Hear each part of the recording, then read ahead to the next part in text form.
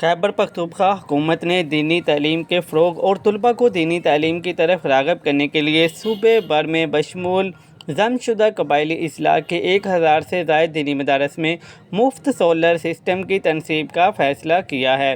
وزیر اعلیٰ خیبر پختونخوا کی ہدایات کی روشنی میں محکمہ اوقاف و مذہبی امور خیبر پختونخوا جلد ہر ضلع میں دینی مدارس کو شمسی توانائی پر منتقل کرنے کے لیے صوبے بھر میں محکمہ توانائی کے تعاون سے سروے کا آغاز کرے گا۔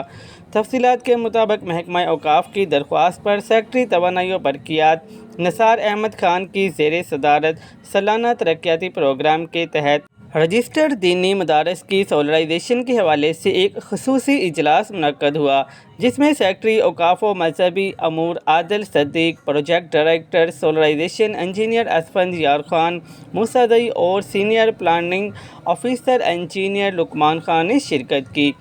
اجلاس میں سیکریٹری اوقاف عادل صدیق نے بتایا کہ ڈائریکٹر جنرل مذہبی تعلیم حکومت پاکستان کی مشاورت سے سروے کے بعد صوبے بھر میں رجسٹرڈ دینی مدارس کو مفت سولر سسٹم کی فراہمی کے لیے محکمہ توانائی و برقیات کے تعاون سے منصوبے پر جلد کام کا آغاز کیا جائے گا اور ہر مدرسے کو ضرورت کے مطابق سولر سسٹم فراہم کیا جائے گا۔ اس موقع پر سیکریٹری توانائی نثار احمد خان نے متعلقہ پروجیکٹ ڈائریکٹر کو ہدایت جاری کی کہ محکمہ اوقاف و مذہبی امور کے ساتھ مل کر سروے کر کے منصوبے کا PC1 تیار کیا جائے تاکہ منصوبے پر فوری طور پر عمل درآمد کیا جا سکے۔ انہوں نے منصوبے کی بروقت تکمیل کے لیے محکمہ اوقاف کی طرف سے فنڈز کی بروقت فراہمی کو یقینی بنانے اور ہر ضلع کے تناسب سے رجسٹرڈ دینی مدارس کی سولرائزیشن کے لیے لسٹیں مرتب کر کے فراہم کرنے پر زور دیا ہے۔ مزید نیوز اپڈیٹس کے لیے چینل کو سبسکرائب کر لیں تاکہ ہر آنے والی نئی اپڈیٹ سب سے پہلے آپ کو مل سکے۔